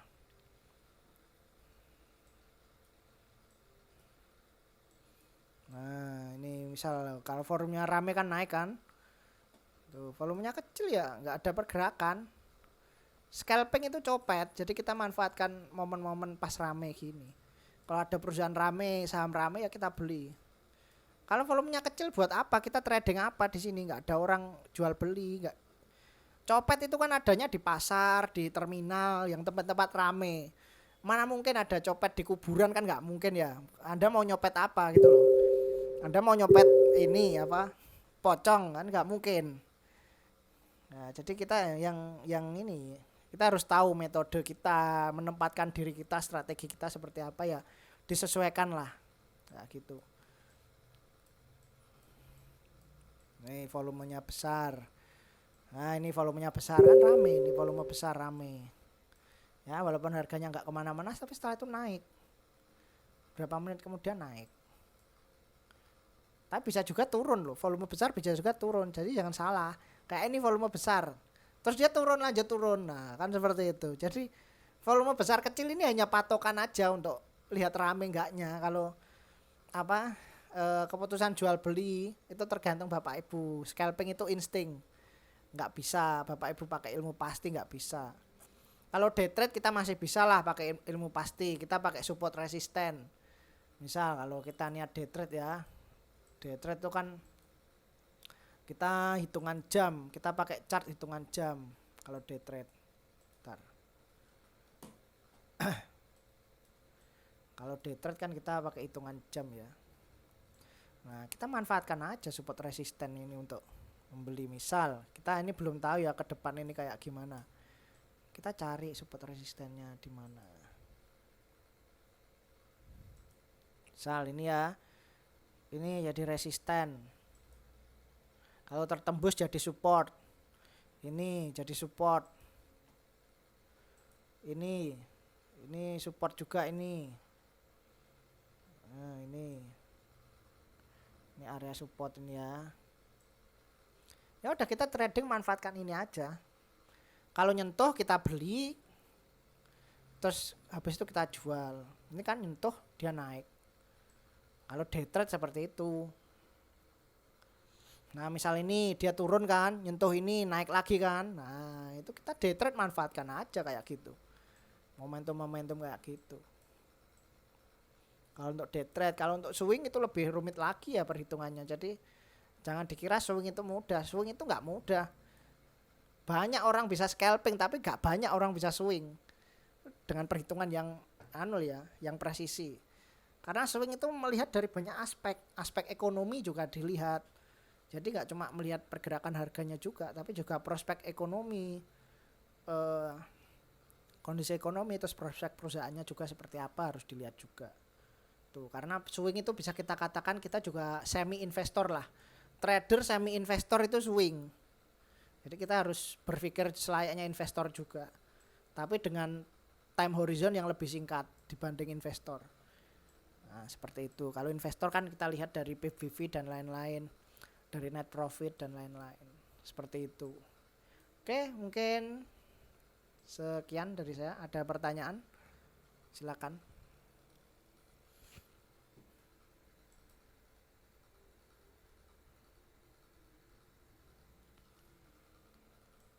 Silakan tanyakan aja kalau ada pertanyaan.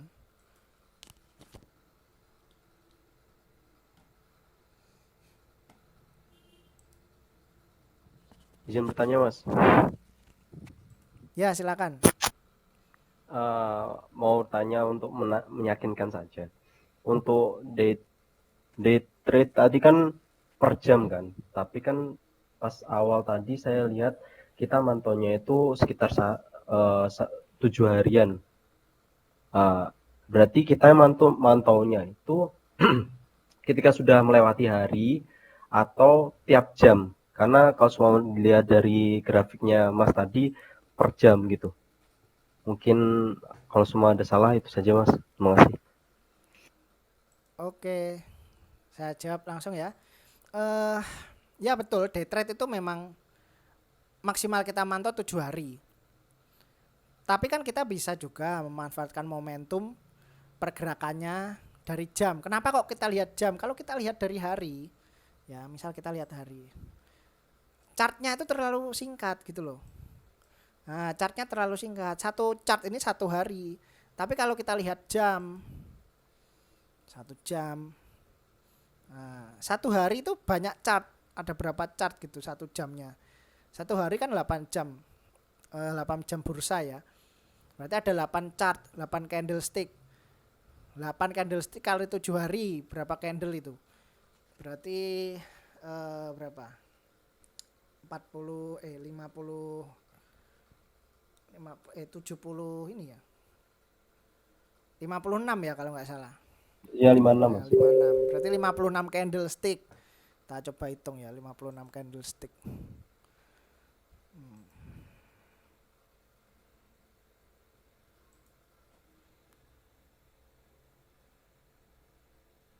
Nah, ini sampai sini itu 56 candlestick. Kita bisa memanfaatkan pantulan.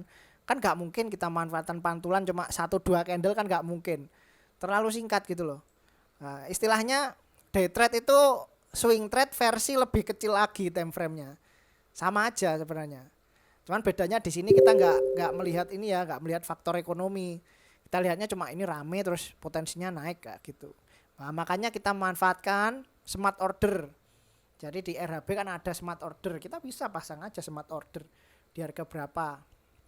Misal kita tahu supportnya di harga ini ya. Nah, ini kan harganya masih belum turun ke sini kan ya, masih di sini kan, nyentuh ini kan.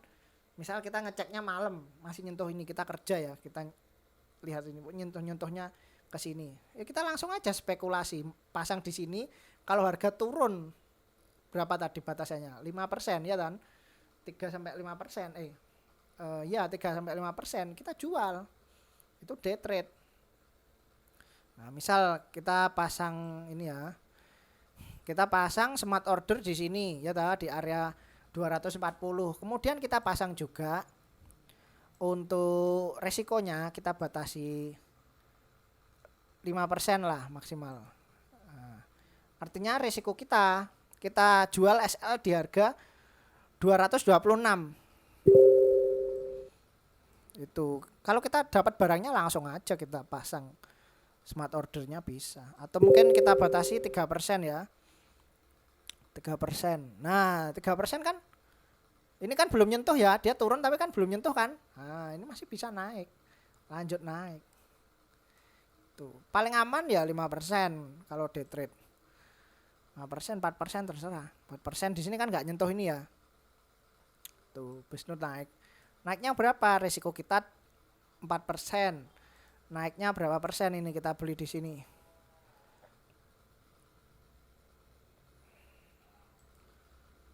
Naiknya 47%. Oh, itu loh. Anda rugi cuma 4%, untungnya 47%. Udah berapa itu risk to reward ratio-nya? Itu. Ini pakai ini loh ya. Pakai candlestick jam loh. Ini. Oke, siap-siap. Inilah ini 1 jam 1H ya. Jadi di RHB juga ada juga chart seperti ini, namanya trading view chart. Lihat aja yang versi tapi yang versi komputer ada yang lebih enak versi komputer. Kalau di HP bisa juga, cuman ya mungkin HP saya aja ya yang kurang jadi kurang nyaman sih saya. Tapi kalau pakai tablet mungkin oke lah, bisa lancar kalau pakai tablet, sama kayak komputer kan. Itu kalau day trade seperti itu strateginya. Oke, mungkin ada lagi pertanyaan? Siap, Mas. Satu lagi untuk menyambung, Mas. Ya. Untuk menentukan saham supaya kita bisa day trade itu, apakah kita hanya menggunakan grafik yang naik itu mengikuti arus, atau cuman support resisten kayak tadi, atau gimana, Mas? Oke. Untuk day trade. Untuk day trade itu ya sama ya, kita harus lihat yang rame mana gitu loh. Ini yang lagi ngehits apa, yang lagi rame apa, itu kita ikut aja di situ. Itu sih kalau day trade seperti itu strateginya. Support resisten ini hanya untuk menentukan ini area beli, area jual, kayak gitu aja sih. Siap-siap, Mas. Jadi kita tetap yang lihat trennya ya, jangan sampai kita day trade di saham yang kayak gini downtrend. Waduh ya jangan, ini bahaya ini. Nah, ini kan kalau kita lihat pakai garis trendline ini, kita lihat trennya. Yo, turun terus loh. Nah, ini kan turun terus ini trennya turun. Jangan sampai kita trading di kayak gini. Itu trading ya di saham yang uptrend, yang naik. Nah, ini walaupun turun kan ini naik kan, ada kenaikan kan di sini. Atau mungkin kita bisa juga beli di sini, nggak apa-apa. Kita beli kalau dia breakout, kita beli di sini kan ini masih naik. Potensi keuntungannya nggak sebesar di atas tadi. Cuman ya lumayan gitu loh untuk day trade. Tapi ya tetap pasang smart order ya kalau udah dapet. Jangan sampai nggak pasang smart order. Kebanyakan teman-teman itu ekspektasinya terlalu tinggi, jadi nggak masang smart order. Akhirnya kalau kena SL nggak terjual, terus nyangkut di harga bawah. Terus nanti sambat di grup, nggak masalah sih sambat, kita welcome aja sama orang sambat, ya monggo sambat aja. Tapi kalau itu karena kesalahan Anda ya lebih baik Anda ini ya koreksi seperti itu. Apa sih kesalahannya? Itu yang paling penting. Oke, udah terjawab ya. Ada lagi mungkin pertanyaan yang lain? Teman-teman yang lain? Mungkin Bagus atau Dian mau tanya atau mungkin Mbak Nisa?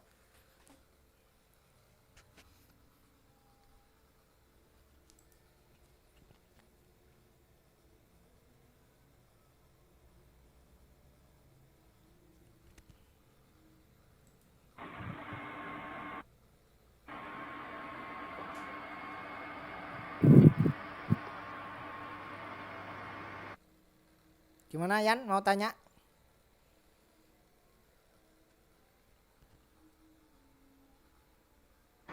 Halo, halo. Halo, ya masuk. Gimana? Wah, sinyal lagi. Tenang aja, saya record kok ini. Gimana mau tanya apa?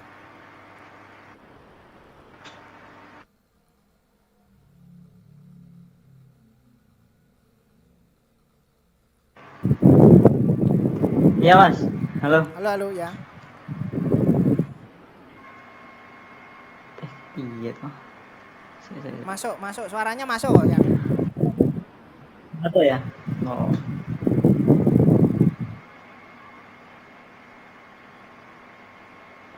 Iya, aku ingin tanya, Mas. Gimana?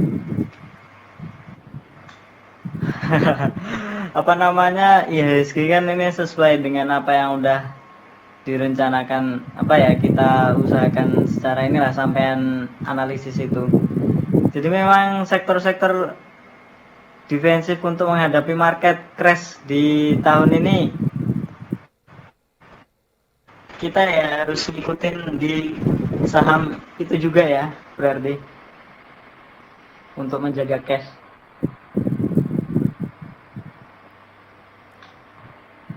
Udah itu aja, apa ada lagi? Ya itu aja. Oke, nyambung pertanyaan Dian tadi ya terkait kondisi IHSG. Sebenarnya saya udah prediksi lama sekali kan dari 2000 berapa 2021 kan. Saya katakan tahun 2022 itu tahun koreksi dan benar triggernya dari kenaikan komoditas yang nggak masuk akal, kemudian dari itu perang Rusia Ukraina yang semakin hari semakin memanas, ini semakin meningkat juga ketegangannya. NATO sudah mulai bergerak, US sudah mulai bergerak pakai ini ya, militernya udah mulai bergerak. Ya saya rasa ini sinyal gitu loh. Makanya saya menghindari perbankan kan itu. Perbankan itu backbone stock. Backbone stock itu artinya dia yang menggerakkan IHSG naik turunnya. Nah, kenapa kok saya kemarin ini ya, saya sebenarnya kegocek juga di BNI kemarin. Saya amankan BNI, udah saya amankan profit dulu lah. Saya jual, ternyata dia masih naik besoknya. Inflow-nya malah lebih gede lagi. Nah, ini memang kurang ajar, asing ini memang kurang ajar di situ.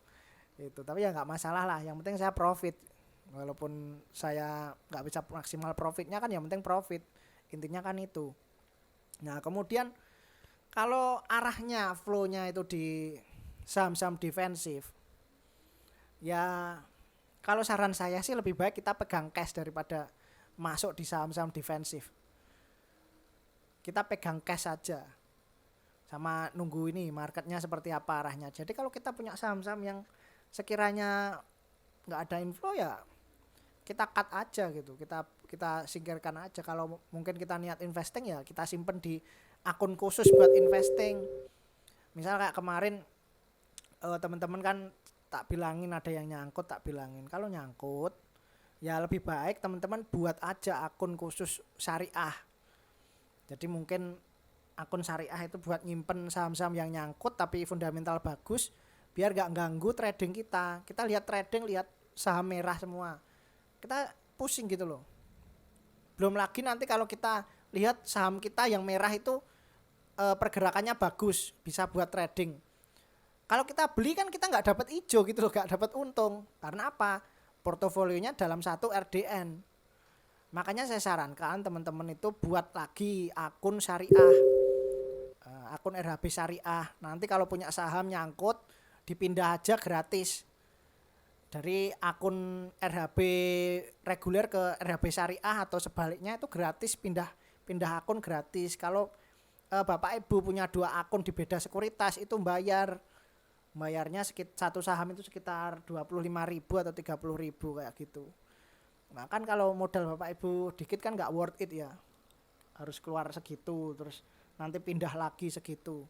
Tapi kalau punya 2 akun RHB kan enak, jadi kita pindah akun, misalnya nyangkut langsung pindah akun, simpan aja ini di investing, kita tunggu pasti naik. Kayak Antam kemarin kan gitu, turun kita simpen aja pasti naik karena dia ada potensi naik seperti itu, makanya nggak saya jual. Nah tapi kalau kita trading kan manfaatkan momentum, waktu nyangkut ya kita singkirkan aja yang nyangkut di RDN lain. Kalau di RDN kita untuk trading ya untuk trading, kita lihat wah ini potensinya masih bisa naik ya, kita tradingkan yang bisa kita tradingkan. Kalau nyangkut kita pindah lagi, kan strateginya kayak gitu. Nah itu strategi ini ya, bandar seperti itu, bandar. Jadi jangan terkecoh sama bandar. Bandar itu kelihatannya average-nya nyangkut di atas, tapi dia sebenarnya nggak nyangkut, di bawah dia udah punya barang, terus di hari-hari dia juga trading untung gitu loh. Jadi yang nyangkut itu ya biarkan nyangkut, dia simpen di akun investing kayak gitu. Kalau strategi bandar itu kayak gitu tuh. Terus kemudian apakah kita harus ikut ke ini ya, market, arah flow marketnya? Menurut saya kita bisa ikut bisa enggak, karena kan saham defensif ya teman-teman tahu, gudang garam itu mahal ya toh. Mungkin yang agak murah itu ya AMRT, kemudian golongannya MTEK itu masih murah lah. Terus ada lagi yang lain, defensif lain itu masih murah, oke. Kalau saya pribadi in my opinion ya, saya lebih prefer ke perusahaan emas yang sedang rame arus dananya. Apa yang sedang rame? BRMS. Makanya saya berani masuk BRMS, 40% dari equity saya masukkan BRMS semua. Saya berani karena apa? Saya lihat BRMS ini prospeknya bagus. Ya kan, prospeknya bagus. Kita lihat ya BRMS. Ini pertanyaan terakhir, BRMS. Nah, kita lihat BRMS ini bagus loh. Kita bisa lihat dari ini ya. Volumenya itu tinggi akhir-akhir ini. Ini hitungan jam ya. Nah, volumenya tinggi. Kalau volumenya tinggi artinya perusahaan tersebut rame.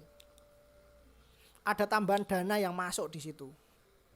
Jadi yang transaksi bukan retail, yang transaksi ini institusi atau mungkin orang yang punya modal sangat besar. Makanya saya berani masuk walaupun BRMS turun tajam ini. Hari terakhirnya turun tajam. Saya yakin minggu depan ini koreksi. Tapi kalaupun koreksi mungkin dia nggak akan lebih dalam dari ini ya. Dari 190 ini. Ini batasnya support dia.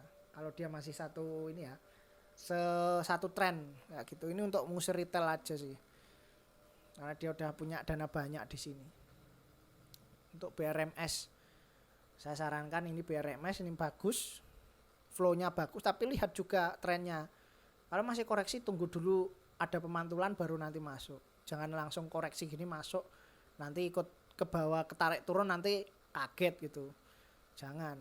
Kita tunggu momentumnya. Kemudian kayak AMRT juga bagus. AMRT. Nah, AMRT kan kita bisa lihat ya, volumenya ini tinggi. Dari sebelumnya volume kecil, tahu-tahu tinggi, rame. Artinya kan rame diperdagangkan ini. Nah, ini juga menarik, tapi harganya sudah terlalu tinggi. Harusnya ada koreksi dulu lah. Ini. Saya harap AMRT koreksi dulu sebelum dia lanjut naik, biar kita bisa re-entry lagi. Saya rencana mau re-entry lagi di AMRT. Cuman kita masih lihat dulu koreksinya ya. Kemungkinan dia koreksi di sini lah, di area-area sini. Kalaupun dia patah tren ke bawah ya ini berarti dia lanjut turun, berubah arah tren. Tapi saya rasa mungkin dia koreksi di sini lah, di area-area sini. Untuk AMRT. Kalau gudang garam kan terlalu mahal ya. Terus ada lagi apa lagi ya yang Inflonya kemarin apa aja Yan yang kamu pantau? Ada inflow dari defensif. Saya soalnya belum ini sih, belum update pantauan analisa. Ada 4 atau 5 saham sih Mas yang didefensifkan itu masuk gede. Ya salah satunya ya GGRM, AMRT, terusan sama satu lagi itu ada saham yang apa murah tapi dia lumayan juga, tapi nggak besar lah, masih dalam tanda anu lah, sedengan gitu, lupa aku namanya. Java juga itu kemarin ada tapi terus tiba-tiba Java itu dibuat scalping sama beberapa instansi mungkin atau Kalau Java saya menghindari dulu lah. Ayam-ayaman saya hindari. Makanya kan kemarin Bagus tanya, ayam-ayaman gimana Mas? Saya analisa dulu. Kalau oke ya saya masukkan. Kalau enggak, saya enggak. Tapi menurut saya yang masih oke Java lah. Dibanding ayam-ayaman yang lain paling oke Java. Kalau mau yang lebih murah, agak murah di sektor ini ya, makanan-makanan kayak gitu, hewani, CPRO itu murah. CPRO itu juga masih bisa potensi juga dia CPRO. Tapi kalau untuk yang lain saya nggak rekom lah, karena ya itu tadi fundamentalnya jelek, fundamentalnya kurang bagus. Kalaupun ada yang bagus fundamentalnya kayak Cepin, itu harganya sudah terlalu mahal. Saya nggak mau beli harga terlalu mahal, resikonya terlalu tinggi, kenaikannya sudah nggak bisa maksimal. Kalau harga masih murah oke, saya berani beli. Makanya saya rekom Java, tapi hati-hati karena bisa jadi itu spekulan yang masuk. Dia cuma naik bentar kemudian turun lagi. Kenapa kok terjadi seperti itu? Karena perusahaan-perusahaan ini, pakan ini kan masih bergantung ya, bahan-bahannya itu jagung dan bahan-bahan lain kayak Pollard itu masih bergantung ekspor. Pollard kan dari ini ya, kulitnya gandum, hasil selepan gandum itu namanya Pollard. Nah Pollard ini karena harga gandum naik akhirnya ikut naik. Itu salah satu ini ya, kandungan pakan dari pakan ayam itu ada Pollardnya juga. Kemudian ada jagung juga naik, harga jagung naik, makanya kan cost-nya tertekan Java. Dia mau harga jual ayam berapa, sedangkan cost pakannya terus naik. Makanya kan walaupun ada kenaikan habis itu turun lagi kan seperti itu. Walaupun ini dekat dekat lebaran, dekat hari raya, dekat puasa, tapi kondisi ekonomi nggak memungkinkan untuk mendukung kenaikan Java ini. Itu makanya saya hindari dulu. Itu. Iya memang sih Mas, Cepin juga sih masuk inflow kemarin. Ya yang mahal masuk inflow tapi kan nggak gerak kan. Saya malah prefer itu di gerak pun ini. dikit. Saya malah prefer itu di batubara sih. Batubara saya di ADMR pegang juga. ADMR saya pegang posisi dari. Iya, ADMR masih ini Mas, masih uptrend ini belakangan. Saya ada batubara 2, ADMR sama Adro saya nyangkut, saya biarin, saya average, saya nunggu dia ada tanda-tanda reversal. Kalau ADMR saya kemarin masuk di 1680 ADMR kemarin. Wah, masuk lah. Kemarin sampai hampir menyentuh 1900 ya. Ya itu best price. Makanya kan kemarin saya lihat, ini ADMR kok oke. Saya langsung masuk aja udah. Saya masuknya di closingan. Makanya kan saya seneng nunggu closingan. Mau tutup. Closingan, harga kepastian harga ya. Kepastian harga. Ini mau dibawa kemana?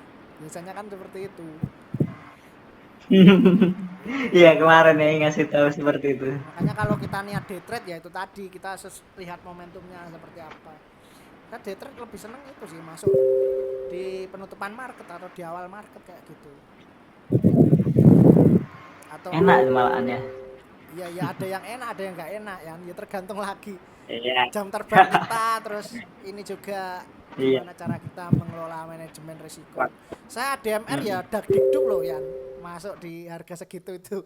Masalahnya kita tahu harganya kemarin tuh Iya. turun ke bawah kan. Sekali naik banget, turun tapi ya dalam Makanya gitu saya ya. dakdikduk. Pikir-pikir tuh udah pengen masuk tuh. Nah, ini loh, saya masuk itu di berapa ya?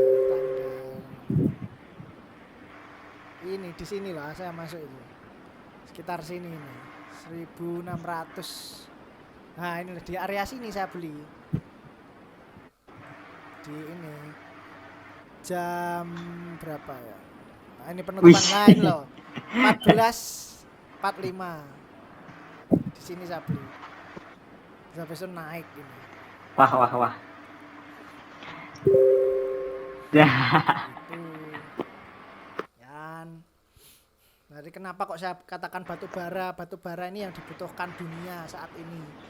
Kondisi perang pasti butuh batu bara untuk energi karena Rusia udah nyetop ini ya, minyaknya udah di stop, terus gasnya di stop, ke Eropa di stop, Eropa bingung nggak ada sumber energi lagi, akhirnya dia terpaksa menghidupkan lagi PLTU-nya.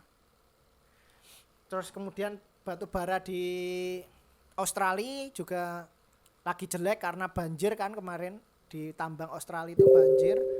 Jadinya pilihannya cuma di Indonesia sama China. Gitu. Jadi yang punya tambang Indonesia, China, Amerika. Tapi Amerika sendiri nggak bisa memenuhi pasokan, makanya harga batu bara terus melambung tinggi. Kita cek aja ya. Batu bara.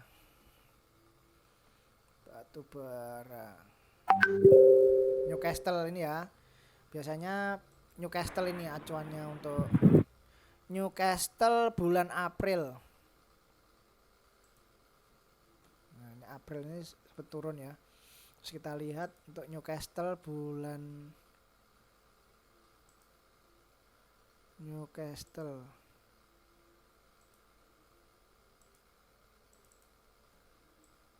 Coal.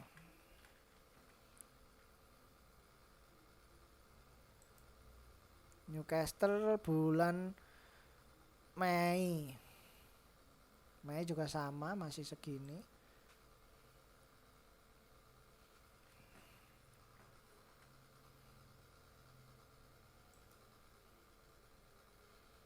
Juni malah turun di bawah.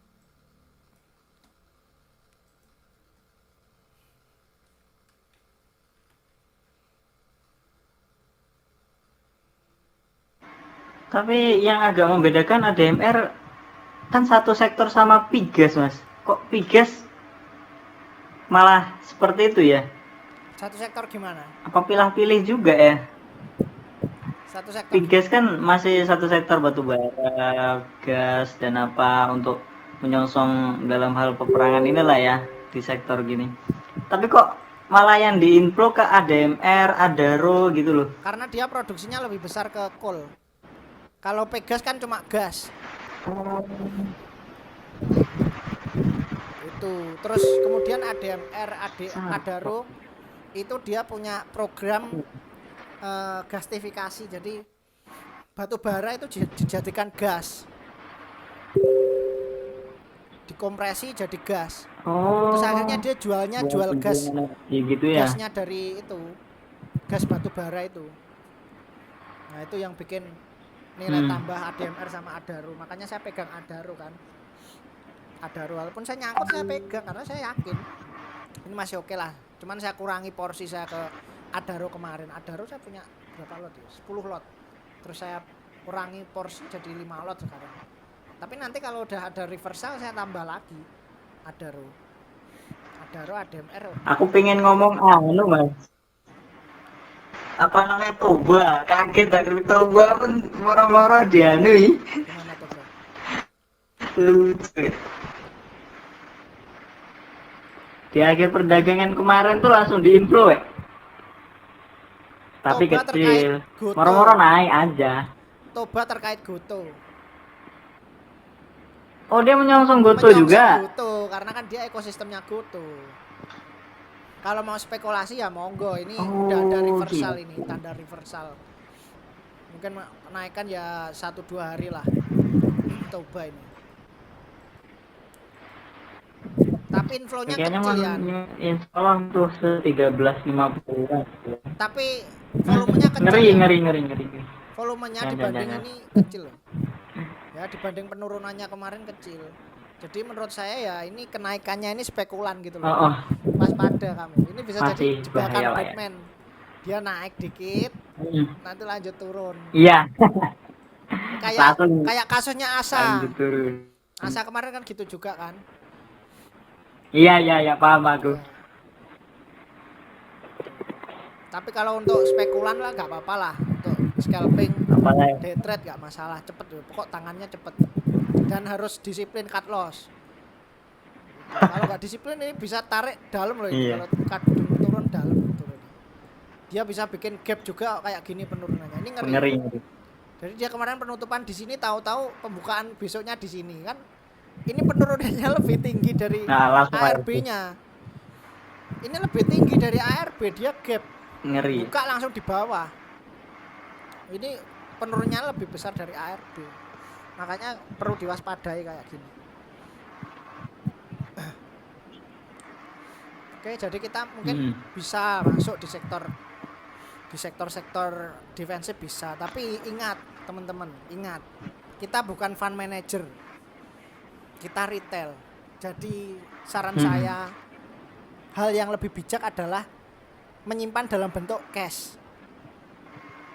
Kalau fund manager itu punya Keluar kewenangan, dulu berarti ya ya berportofolio. betul. Kalau fund manager itu punya ini ya, punya keluasaan seperti retail, mungkin mereka juga akan memilih menyimpan dalam bentuk cash. Karena di fund manager kan ada aturan. Dia 80% modalnya harus bentuk saham. Jadi dia nggak boleh nyimpen cash terlalu besar, di atas 30% nggak boleh. Maksimal dia pegang cash 20%. Jadi kalau ada dana dia masukkan saham, ada dana dia masukkan saham. Kalau ada krisis dia lakukan rotasi sektor, dia pindah dari saham-saham perbankan, dia pindah ke saham-saham yang lebih defensif kayak gitu. Jadi dia nggak jadikan uang, nggak seperti itu. Dia jual terus dia pindah ke saham lain. Kalau fund manager kan seperti itu. Makanya dia pindah ke sektor defensif, berharap kalau sektor tersebut tidak terlalu berdampak terhadap ini ya, kondisi ekonomi yang bergejolak kayak gitu. Tapi kalau kita retail memang lebih bijak kalau kita sisakan lebih banyak cash daripada porto. Ya saya minggu ini kalau bersih-bersih porto juga kalau kondisinya semakin memburuk. Makanya kan saya lihat dulu. Yang saya hold saham-saham yang masih bagus inflonya.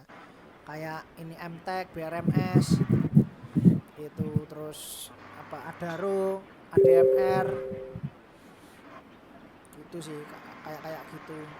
Ini mas, yang terakhir aku mau tanya ini, Apex ini nih saham apa sih kok bisa langsung arah-arah terus di akhir-akhir Volumenya ini? kecil tapi 3 kali loh, ngeri tapi. volumenya kecil tapi Nah ya, saham apa maksudnya? Bergerak di batu bara juga? saya kurang tahu ya, ini kayaknya nggak jelas, perusahaan nggak jelas ya. Kamu lihat Aku aja kemarin pengen masuk gitu aja. kayak gini loh volumenya. Wih, kok bisa putus ya? Volumenya ini loh, nggak ada volumenya. Kalau scalping oke lah. Kalau scalping oke. Ngeri sekali, naik tinggi Tapi banget swing, gitu loh. swing agak berisiko sih. Kalaupun swing maksimal saya bahaya.